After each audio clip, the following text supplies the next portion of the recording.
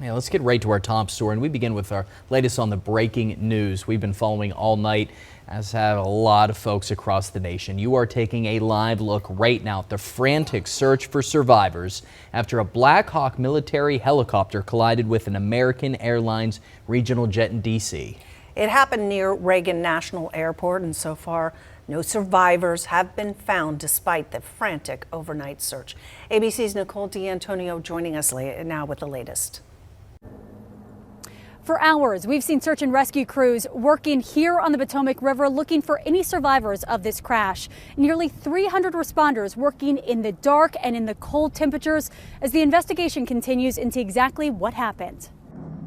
This morning, the search continues for any survivors after a commercial airliner collided with a helicopter midair while approaching Reagan National Airport. Crash. This is alert 3. Crash.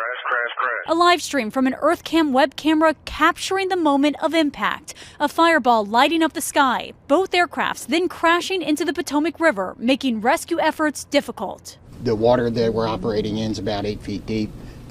There is wind, there is pieces of ice out there, so it's just dangerous and hard to work in. It happened just after 8:45 last night. Authorities say the jet was inbound from Wichita, Kansas, and making its final approach to Reagan with 60 passengers and 4 crew members on board. Officials say an additional 3 Army soldiers were on the Black Hawk. Ari Schulman was driving home when he looked up and saw the plane falling from the sky. It was illuminated bright yellow underneath, and there was a spray of sparks on the underside of the plane, and I knew something was wrong.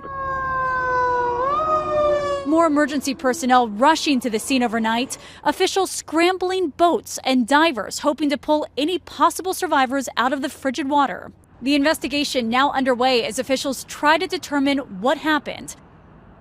Now, the CEO of Reagan National Airport says they've been providing support to the families impacted. The airport is expected to stay closed until at least 11 o'clock this morning.